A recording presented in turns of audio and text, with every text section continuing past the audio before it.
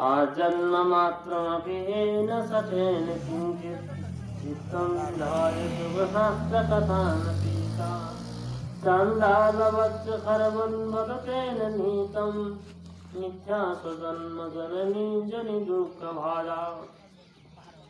भागवत कथा के महात्मा गाथा आजन्म मात्रमपि येन सखेन किंचित। आजन्म मैंने जीवन भर में जिसने एक बार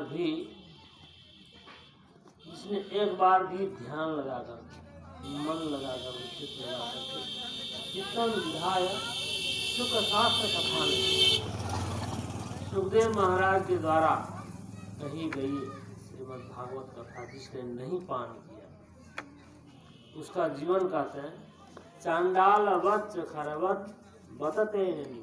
चांडाल के समान, चांडाल किसको कहता है उसका जीवन कैसा बताया। चांडाल के मतलब जीवन भर कसाय कर्म आहार व्यवहार का उसका कोई पता नहीं, धर्म कर्म केवल उदम भरिनो जीवा। भागवत में कहते उदम भरिनो जीवा वराका कोट भाषण। उदम भरिनो जीवा मतलब केवल पेट भरने के लिए, छल से हो, कपट से हो, कसय कर्म से हो या अन्य किसी भी उपाय से हो, केवल उदम भरिनो जीवा पेट भरने के लिए जिसका जीवन है उसको चंडाली जीवन। हम लोग जब जन्म लेते हैं तो फिर उसको मुंडन संस्कार क्यों करते हैं। अब ये अशुद्ध था तो फिर उसको शुद्धिकरण के लिए मुंडन संस्कार करते। मुंडन संस्कार से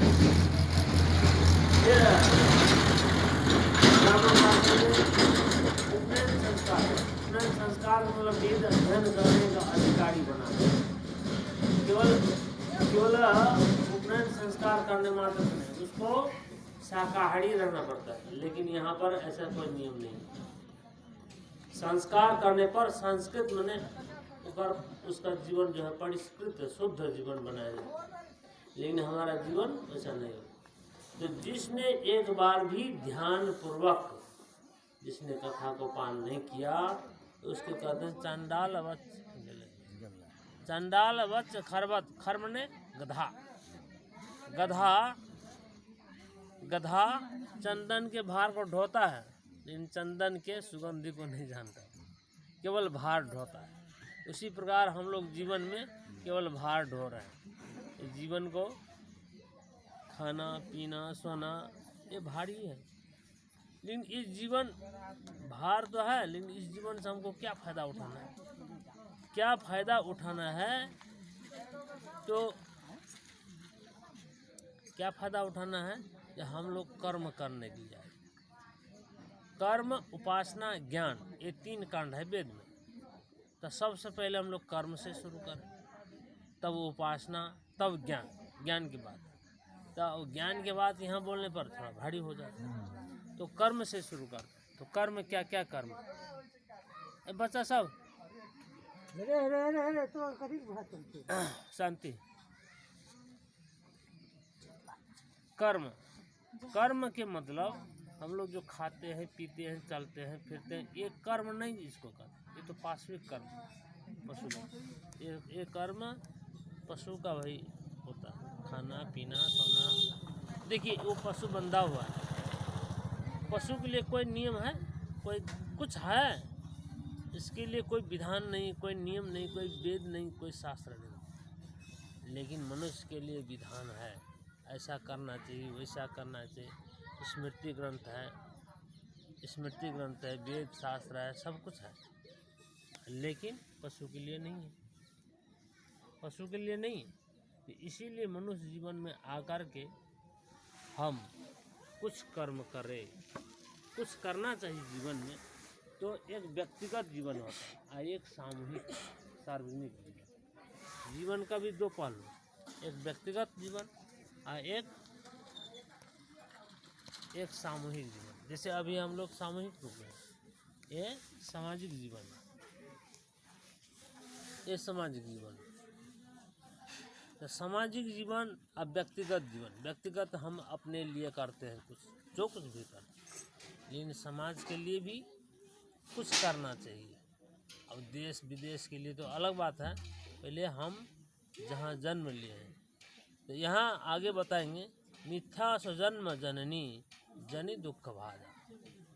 उसका जीवन कैसा है? मिथ्या स्वजन्म जननी, अपना जीवन झूठा व्यर्थ गया। आए, जन्म लिए, कुछ बढ़े, खाए पिए, कुछ वृद्ध हो गए, यहाँ से चले गए, कोई फायदा नहीं। मिथ्या स्वजन्म जननी कहे उसका जन्म, उसका जननी माता का केवल दुख देने के लिए ही जन्म हुआ। जननी जनि दुख भाजा, जन्म देने का जो दुख है वही देने के लिए मात्र है, क्योंकि उसका जीवन से कोई इस समाज में अपने लिए भी कुछ फायदा नहीं हुआ, इसीलिए कहते हैं उसका जन्म मिथ्या जन्म। उन्हें और तो दूसरा श्लोक से हम संक्षेप में जा रहे हैं। जीवत्सवो निगदिता सतु पाप कर्म येन श्रुतं सुख कथा वचनम न किंचित धिक्तं नरं पशु समं भुवि भार रूपम एवं वदन्ति दिवि देव समाज मुख्या। जीवत्सवो निगदिता, जीतेंगी उसको सब कहते मुर्दा। जीतेंगी उसका जीवन मुर्दा के समान है। जीवत्सवो निगदिता सत पाप कर्म। इस जीवन में अब देखिए आप लोग कसाय कर्म में लगेंगे। कसाय कर्म मतलब हिंसा हत्या से ही अपना जीवन निर्वाह कर रहे हैं। जिस सत पाप कर्म येन श्रुतम सुख कथा वचनम न किंचित, जीवन भर में एक बार भी भागवत कथा का मतलब भगवान संबंधी कथा, चाहे राम को हो, चाहे कृष्ण को हो, चाहे और कोई अवतार को हो। अब भागवत में 24 अवतार का वर्णन आता है, इसीलिए भागवत को पूर्ण कथा मानते हैं। भागवत में 24 अवतार की कथा, और 24 अवतार तो निमित्त मात्र मतलब एक निर्धारित किया गया, लेकिन बाद में गीता में क्या कह दिया है? यद यद विभूति मत सत्यम तत्त मूर्जित में बचे। जो भी विभूतिमान, अब जैसे कबीर साहब, ज्ञानेश्वर महाराज, रामानंदाचार्य, निम्बारकाचार्य, रामानुजाचार्य, बड़े बड़े दिग्गज, शंकराचार्य, ये सब जो है अवतारी पुरुष, ये सब भी अवतारी पुरुष। और पूर्व जन्म में जिसने कुछ कर्म करके आए हैं, पूर्व जन्म में जिसने कुछ कर्म करके आए हैं, तो इस जन्म में वो फिर से कर्म करते हैं। आया ऐसे महापुरुष है जो पूर्ण पुरुष, पूर्ण मतलब जो इस जीवन में यहाँ भोग के लिए नहीं, मतलब सुख दुख भोगने के लिए नहीं आए, यहाँ कुछ देने के लिए, कुछ उपदेश करने के लिए। जैसे कबीर साहब उपदेश करने के लिए, उसका सुख दुख का भोग करने के लिए यहाँ नहीं है।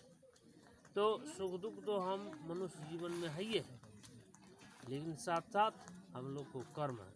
तो यही कर्म, क्या कर्म जो भागवत में आप लोग को बताएंगे, ये सत्कर्म, उन्हें सत्कर्म, सत्य की प्राप्ति करने के लिए कर्म। तो क्या कर्म है? क्या कर्म है? क्या कर्म है? सत्कर्म। सत्य की प्राप्ति करने के लिए कर्म, उसको सत्कर्म। और सत्य कैसे प्राप्ति होगी? तो जब तक हम लोग अपने कर्म को नहीं सुधारेंगे, इष्ट कर्म, ध्यान, साधना, भजन, पूजा पाठ आदि ये सब, तो उसके लिए आगे कहा धिक्तम नरम पशु समम। उस जीवन का धिकार है जो पशु के बराबर है, खाली खाना पीना और आहार निंद्रा भय मैथुनन। आहार निंद्रा भय मैथुनन च समान में तत् पशु भी नरा। आहार निंद्रा भय मैथुन, ये चार जो है पशु के बराबर है। एवं वदन्ति देव समाज मुख्या। ये देव समाज भी, एक मिनट, एवं वदन्ति देव समाज मुख्या। देवता लोग भी हम लोग को श्राप देते, मैंने निंदा कर रहे हैं। एवं वदन्ति दिव्यदेव समाज मुख्य। देवता लोग कहते अरे मनुष्य होकर के वहाँ जाकर के कुछ नहीं किया, मनुष्य होकर के वहाँ कुछ नहीं किया, हम लोग लालायित हैं, हम लोग भी मनुष्य जीवन में जा करके कुछ कर्म करते। तो देव योनि भी भोग योनि है, वो पुण्य के आनंद भोग कर रहे, मस्ती में है। और उसी प्रकार पशु भी, वो भी भोग योनि, वो भी मस्ती में। अब देखिए ऐसे ऐसे जीव है मस्ती में है, उसका कोई चिंता है कुछ करने का है? वो तो केवल समय को बिता रहे, आयु समाप्त होगा, फिर दूसरे जन्म में आएगा, फिर तीसरे जन्म में जाएगा, तब कहीं उलटते पलटते तब मनुष्य जीवन। हाँ